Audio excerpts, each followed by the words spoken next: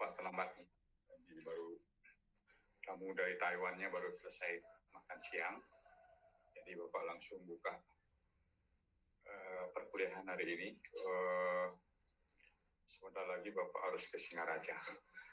Ya, topik kita hari ini ngambil topik besar, yaitu tentang strategi produk global. Ya, strategi produk global. Strategi bauran pemasaran produk global. Nah, bab ini akan membahas tentang isu-isu yang berkaitan dengan adaptasi produk ke pasar global. Ya. Jadi kalau kita bicara tentang strategi produk, ada dua strategi besar yang dilakukan oleh perusahaan-perusahaan global di dalam upaya untuk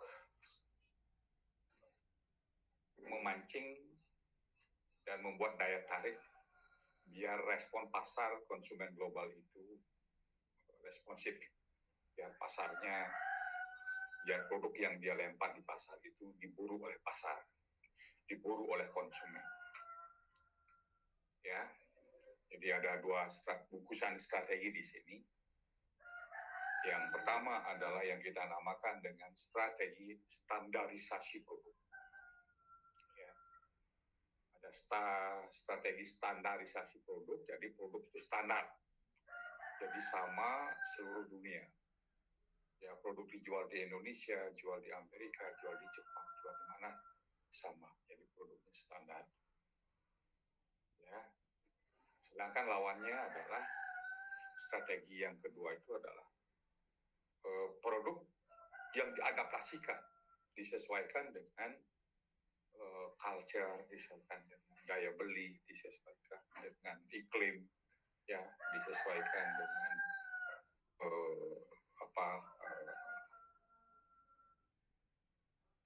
kekuatan sosial lainnya. Jadi di sini ada strategi standarisasi produk, ada standarisasi adaptasi produk.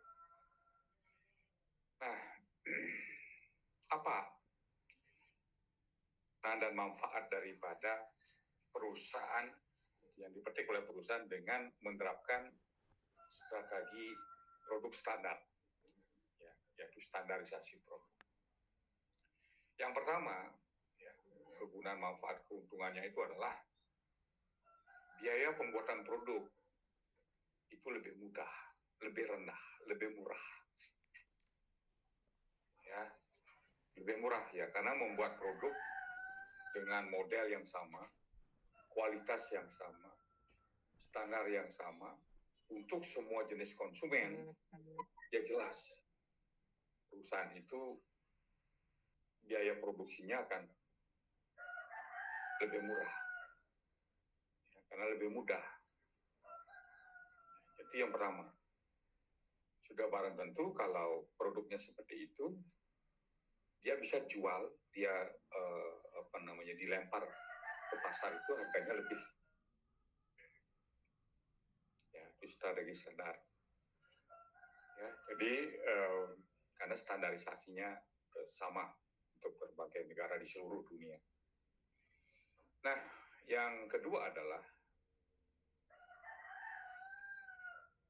biaya masuk, ya, biaya masuk ke suatu negara lebih rendah, ya, karena dapat dicapai melalui pembelian volume. Ya, karena standarnya sama, ya tinggal beli. Misalnya produk iPhone yang mana memorinya itu sekitar 63 misalnya, langsung udah beli berapa, 1 kontainer, 2 kontainer, ya udah. Jadi simple, ya. Jadi produknya karena tidak bermacam-macam, produknya standar, kualitas standar, harga juga standar, ya semuanya serba mudah. Maka biaya masuk yang dikenakan pun itu menjadi lebih murah. Karena apa? Karena kuantitas. Ya, misalnya beli 1 kontainer, isinya misalnya 40.000 handphone, itu biayanya akan menjadi lebih murah per unitnya dibandingkan membeli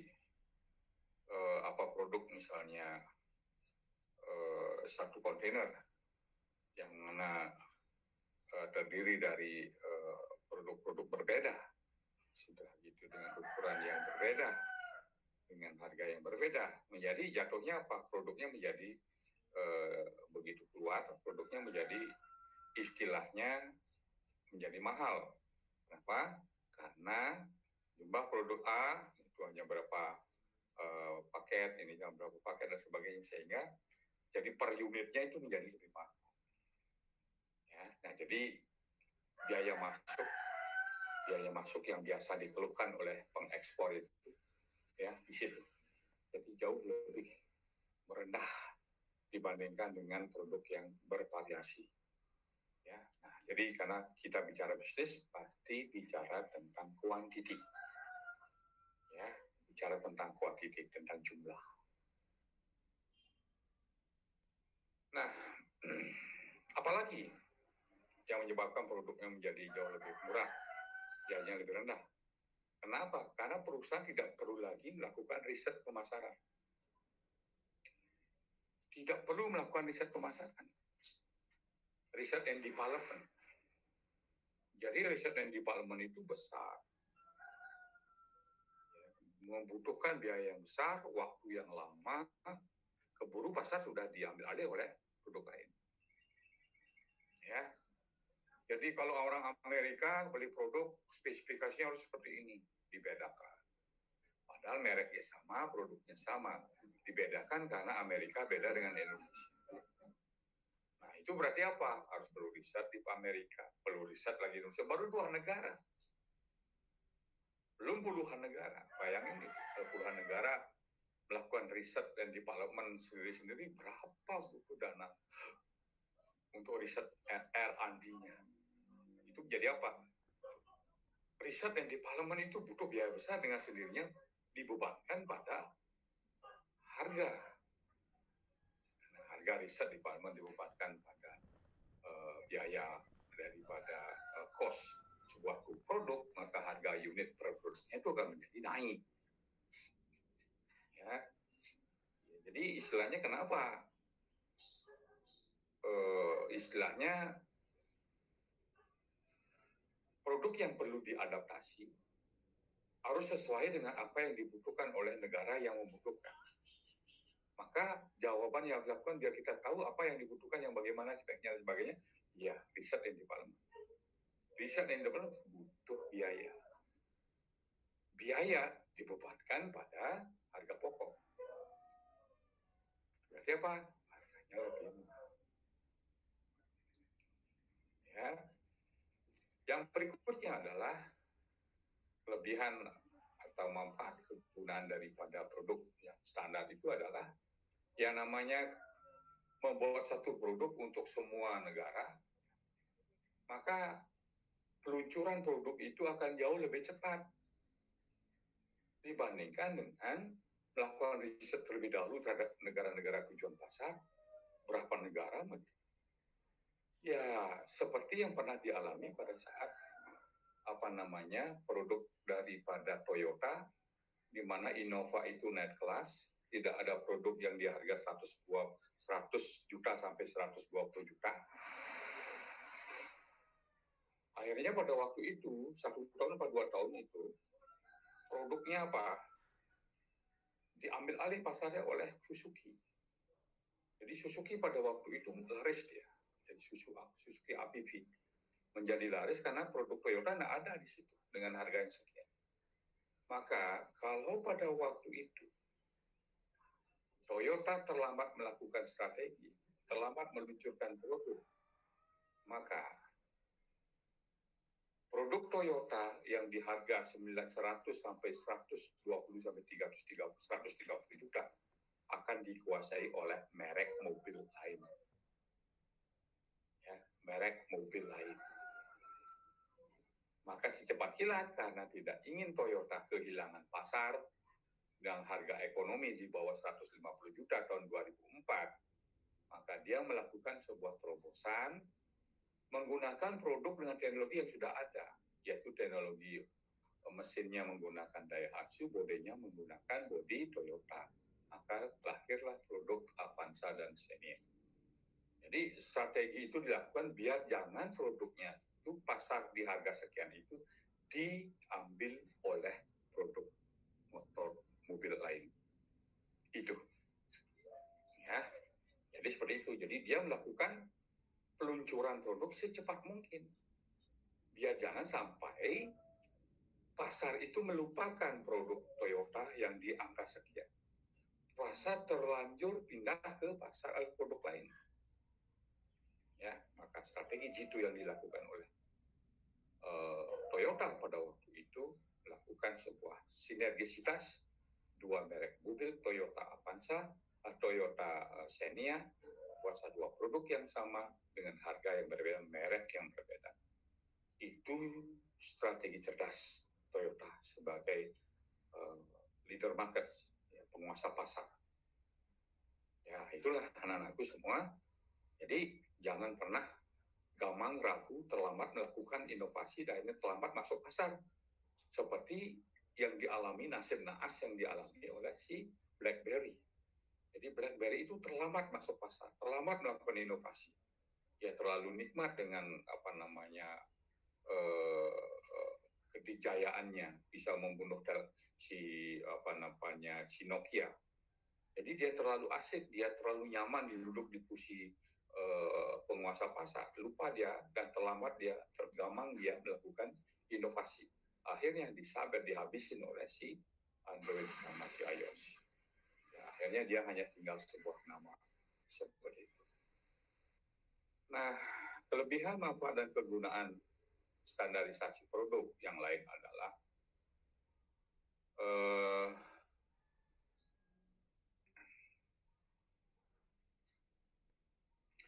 standarisasi produk itu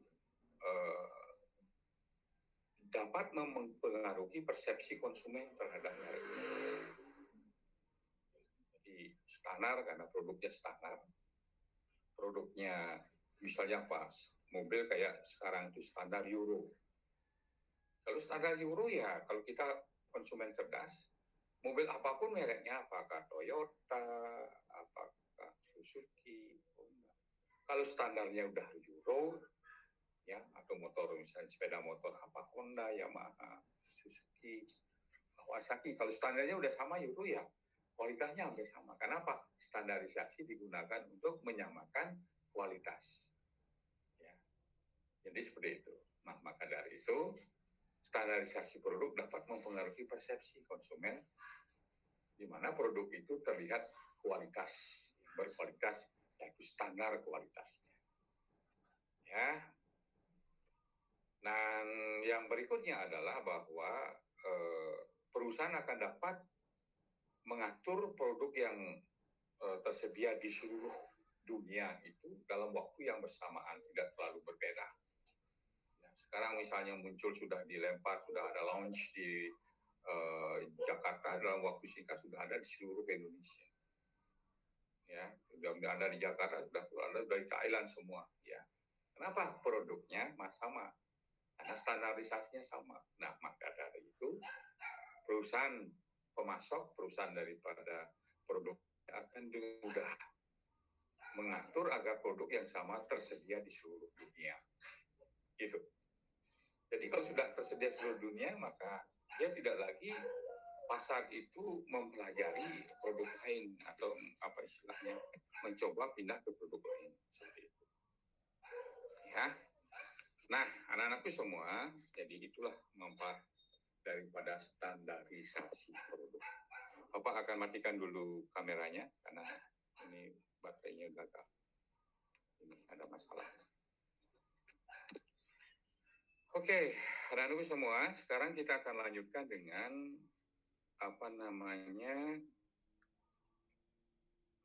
kebalikan daripada standarisasi produk. Ya, yaitu adaptasi produk. Jadi strategi adaptasi. Di mana di sini perusahaan akan menjual produk yang sama, merek yang sama, tapi berbeda dari satu negara dengan negara yang lain, seperti itu. Ya, jadi berbeda. Padahal negaranya sama gitu loh, deh. Ya, Adik, suara Bapak masih terdengar? Jelas? Jelas, Pak. Terdengar, Pak. Oke. Terdengar, Pak. Baik, nah sekarang karena ini ada trouble dengan HP-nya Bapak. Mudah-mudahan enggak putus ya. Oke. Apa kelebihan daripada perusahaan menggunakan strategi adaptasi? Jadi produk dan merek yang sama tapi berbeda di masing-masing negara. Yang pertama, adaptasi wajib mungkin untuk produk dijual di pasar yang tidak biasa produk dapat dijual untuk menggunakan iklim yang berbeda. Jadi itu deh. Jadi produk ini useful banget karena produk ini akan betul-betul disesuaikan dengan iklim, ya, iklim yang ada di suatu negara. Misalnya G. Procter, Gamble and Black Procter, dia pernah gagal memasarkan produknya di di Jepang, yaitu popok bayi, di mana dia awalnya dia menggunakan produk standarisasi produk. Jadi semua popok di seluruh dunia itu ukurannya sama gitu loh. Nah kebetulan perusahaan ini ada di Amerika gitu.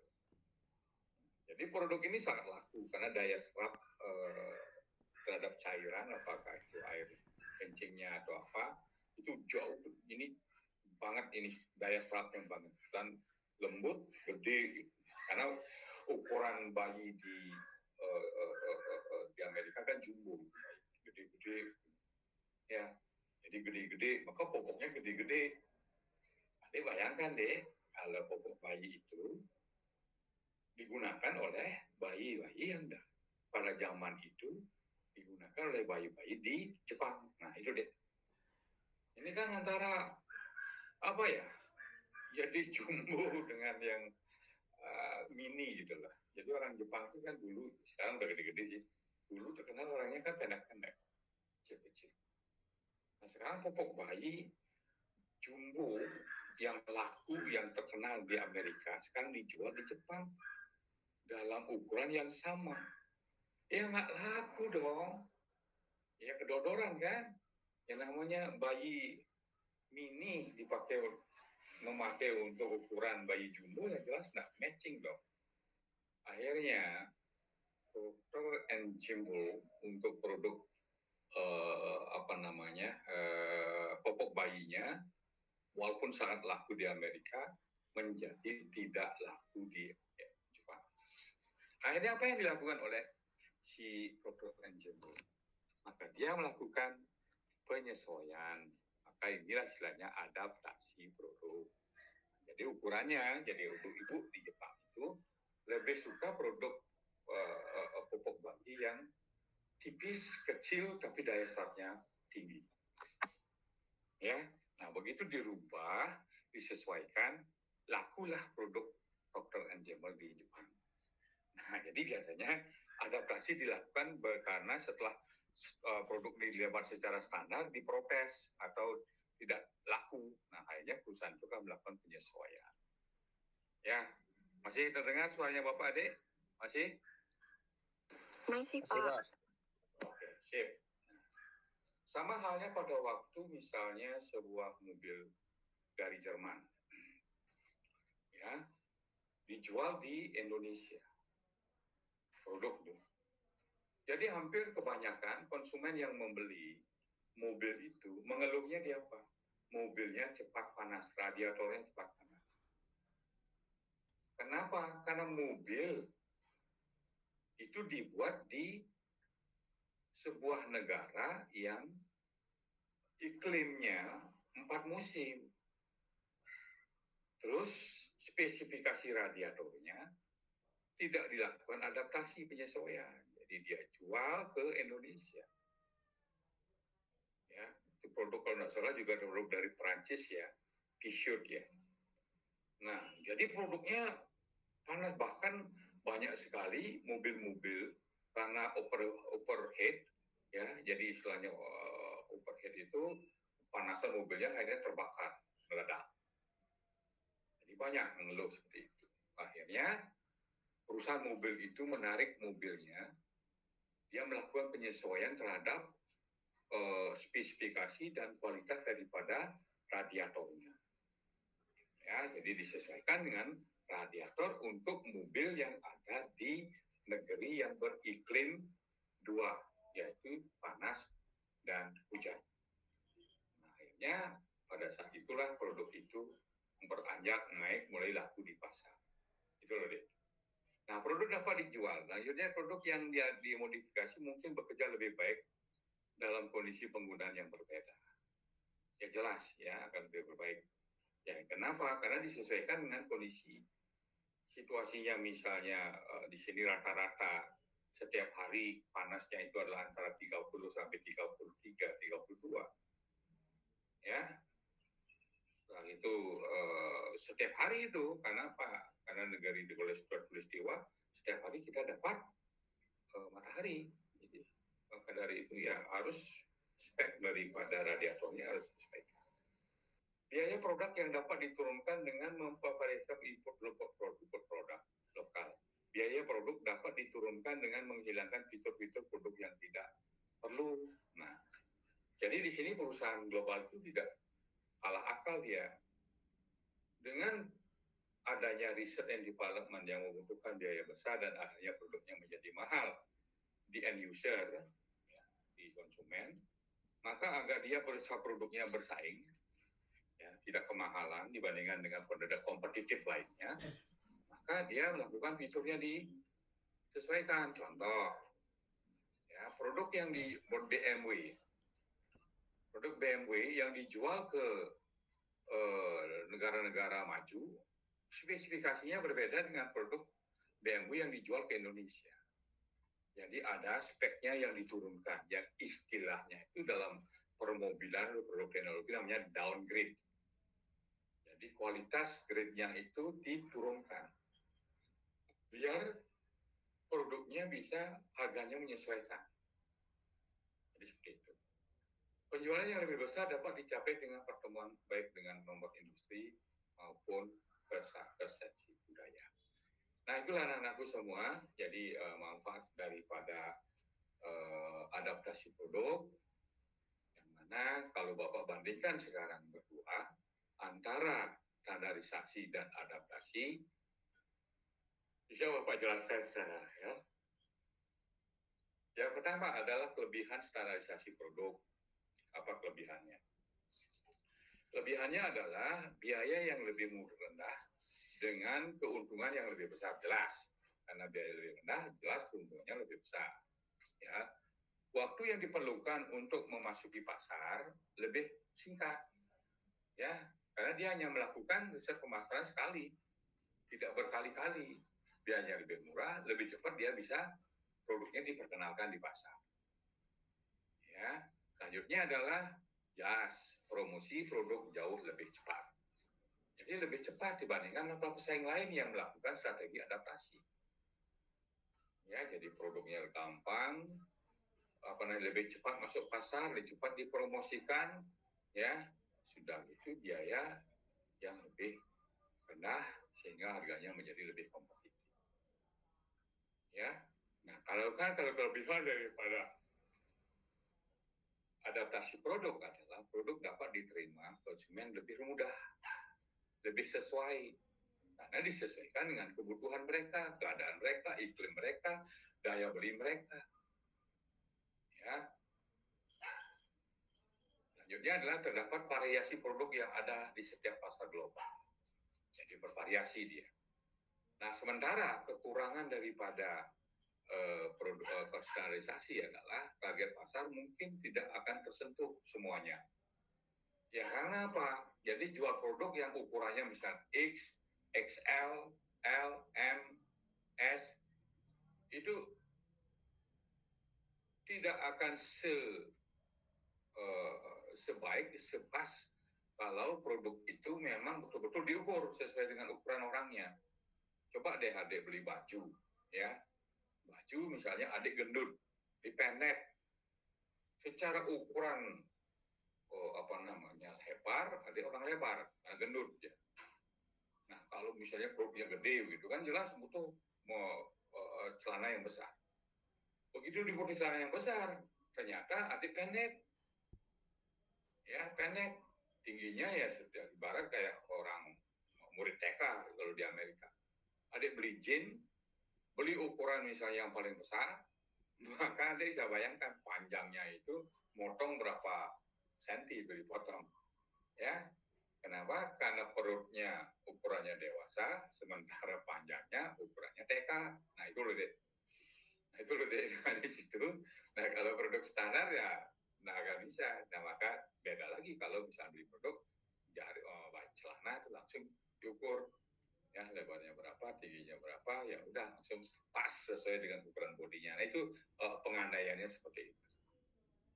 Nah jadi kekurangan daripada adaptasi, maka biaya jauh lebih mahal karena perlu riset pasar, waktu yang diperlukan untuk memasuki pasar jauh lebih lama, ya promosi terlambat, ya terlambat melakukan promosi seperti yang dilakukan oleh BlackBerry, terlambat promosi, terlambat inovasi, terlambat menampilkan atau memperkenalkan produk baru, hanya apa? Ditinggalkan, ya. Nah, kenapa sih perusahaan-perusahaan itu melakukan adaptasi produknya? Seperti yang Bapak katakan, yang Bapak katakan barusan, perusahaan internasional sering mengadaptasi produknya mereka agar sesuai dengan realitas fisik yang dibutuhkan oleh konsumennya. Hal ini kadang-kadang setiap negara memiliki iklim dan infrastruktur yang berbeda. Ya, contoh misalnya kayak mobil. Lagi-lagi Bapak kasih contoh mobil. Mobil di negeri yang ada musim dingin, yang di situ ada summer, winter, autumn.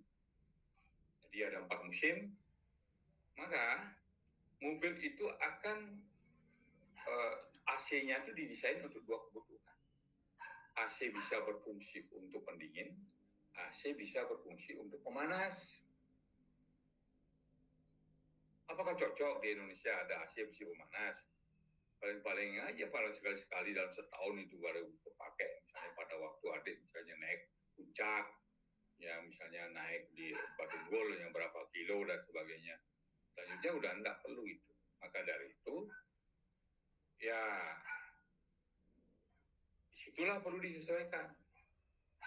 Ya, jadi AC kalau untuk di Asia, maka AC-nya tidak perlu ada AC, hanya AC saja, tidak ada heater, jadi pemanas. Ya, nah, itulah contohnya deh ya. Di samping itu juga, kenapa perusahaan global melakukan adaptasi? Disebabkan kenapa? Referensi budaya di negara tujuan pasar produknya. Ya, nah, jadi contoh misalnya, kalau di Cina itu warna yang paling dominan disuka oleh orang-orang China itu adalah warna merah. Jadi produksinya dominan warnanya merah. Ya, nah, itu budaya di situ. Ya, jadi budaya China seperti itu. Ya, nah di samping itu juga kenapa perusahaan melakukan adaptasi itu disebabkan juga karena seperti tadi yang Bapak katakan. Ya, misalnya tuntutan masalah fisik. Ya, jadi orang-orang Belanda, orang-orang Europe, orang-orang Amerika, ya jelas ukurannya lebih gede, lebih tinggi dibandingkan dengan orang yang ada di Asia.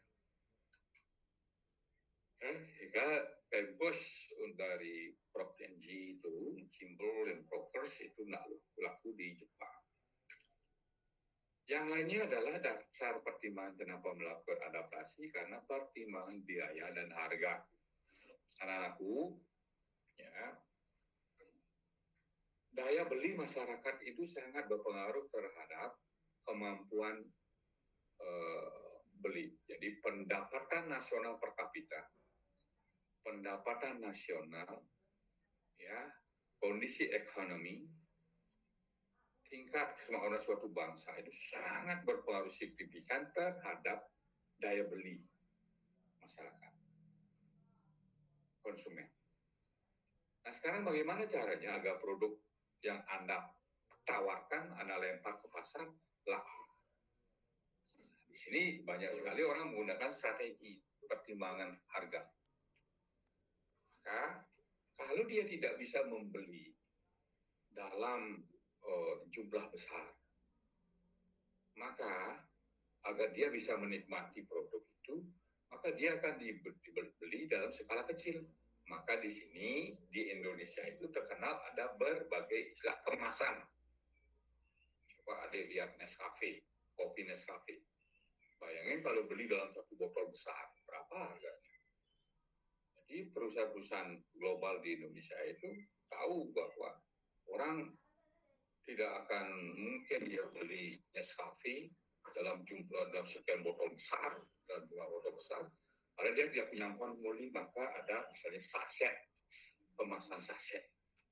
Jadi kelas tukang, kelas petani, rendahan pun, orang miskin pun, orang yang pas-pasan pun dia bisa menikmati merek yang sama seperti yang dinikmati oleh orang-orang kaya, orang-orang kelas ini apa namanya high class. Jadi dia bisa menikmati Nescafe karena ada saset yang harganya berapa? 1.000, ya 1.000 diseduh udah langsung bisa dapat nikmatnya tidak jauh beda dengan nikmat daripada yang dibeli 50.000. Jadi seperti itu. Nah maka ada kemasan, jadi ada kemasan botol besar, ada kemasan dalam bentuk saset, ada kemasan dalam bentuk plastik dan lain sebagainya. Itu tujuannya apa? Biar produk kita itu bisa dibeli, dinikmati oleh orang dengan berbagai macam klaster atau berbagai macam kelas. Itu ya, itu pertimbangan harga. Berikutnya adalah beradaptasi disebabkan karena performa dan harapan kualitas. Seperti yang sering Bapak sampaikan pada anak-anakku semua, misalnya harapan kualitas untuk negara maju seperti di Jepang. Karena negara maju, negara kaya, maka kalau dia membeli produk sampai membeli produk ke Eropa, ya ke Jerman misalnya, itu spesifikasinya kan beda. Ya, spesifikasinya kan beda. Jadi produk itu kalau diekspor ke Jepang, kualitasnya akan berbeda dengan kalau produknya diekspor ke Indonesia. Jangankan ke Indonesia, ke Amerika pun berbeda. Jepang itu harapan kualitasnya sangat tinggi. Ya, seperti apa yang Bapak sering katakan bahwa kalau orang-orang itu perusahaan Jerman jual produk misalnya ke Jepang, jadi cat yang sudah dicat bagus itu di pabriknya itu nggak kambuh. Begitu sampai di Jepang dicat ulang lagi sesuai dengan harapan performa dan harapan kualitas daripada orang Jepang. Ya, nah jadi itu nah. Jadi ada pada waktu zaman dulu ya HP yang pada waktu mahalnya si BlackBerry, untuk performa, untuk kualitas orang jual produk BlackBerry itu yang mana dibungkus dengan bungkusan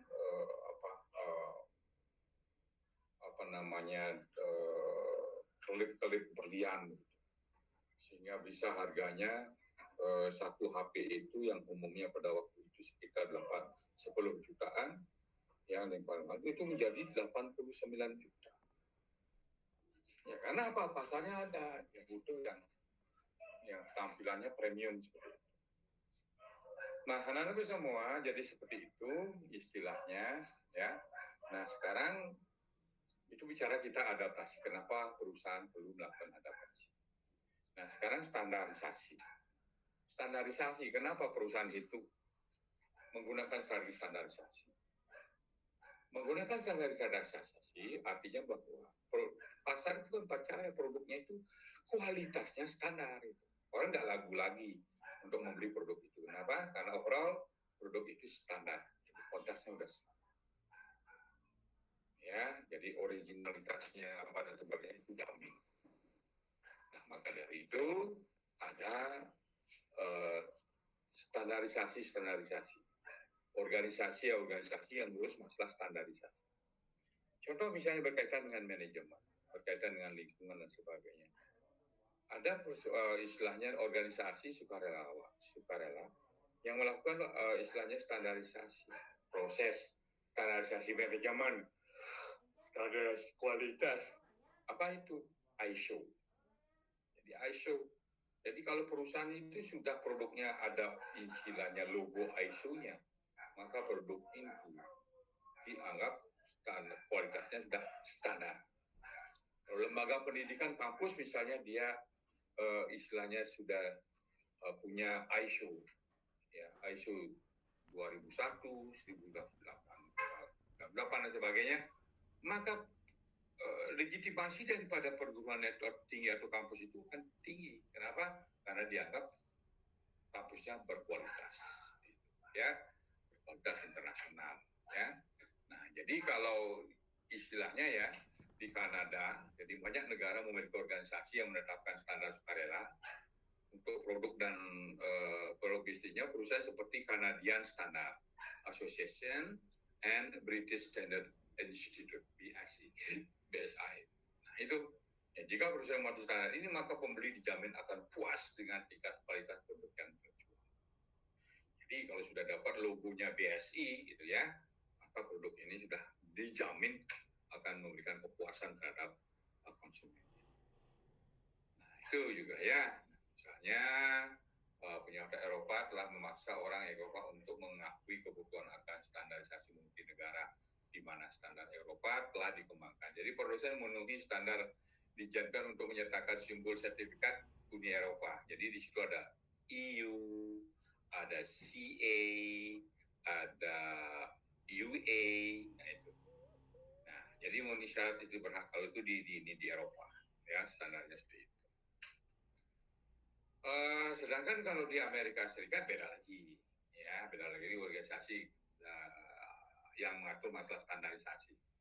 Kalau di situ proses penerapan standar di Amerika Serikat jauh lebih terstruktur daripada di Eropa. Di Amerika Serikat ada lebih dari 450 grup penetapan standar. Bayangin tuh, 450 grup ya yang menetapkan standar yang berbeda. Nah, itu namanya istilahnya apa? National Standard Institute, jadi ANSI, American National Standard Institute. Jadi 450 grup ini bukan sebuah standar yang ditetapkan oleh salah satu dari 450 grup. ANSI menyatakan bahwa itu adalah standar nasional Amerika Serikat. Ya, nah seperti itu. Jadi itu istilahnya standarisasi. Ya. Jadi organisasi standar misalnya yang Bapak sebutkan tadi ada ISO, ya. Jadi itu kalau ISO itu ada 140 negara itu deh. Yang dalam ISO itu sudah paling mewakili standarisasi negara-negara di seluruh dunia itu. Nah jadi itulah adik-adik materi yang Bapak berikan yang berkaitan dengan strategi bauran pemasaran produk global, ya.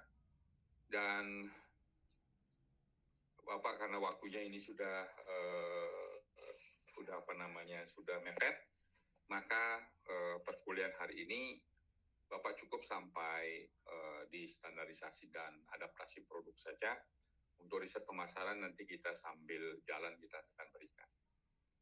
Oke, nanti untuk mulai minggu depan anak-anakku sudah mulai presentasi. Ya, presentasi sambil nanti Bapak menyelipkan materi-materi yang tertinggal. Oke, anak-anakku semua, Korti hadir hari ini?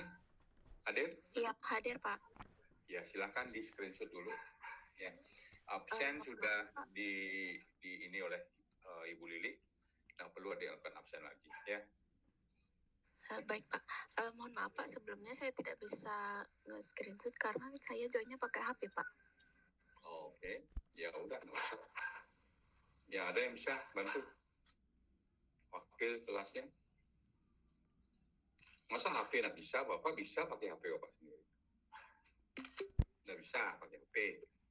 Bisa tapi cuma kelihatan sedikit Pak. Oh ya, pagi-pagi. Oke, baik. Kalau begitu, jadi perkuliahan kita akhiri sampai di sini. Semangat pagi semuanya. Semangat pagi Pak. Semangat pagi Pak. Semangat pagi. Terima kasih. Silakan dah dulu ya. Terima kasih Pak. Terima kasih Pak. Baik Pak, terima kasih.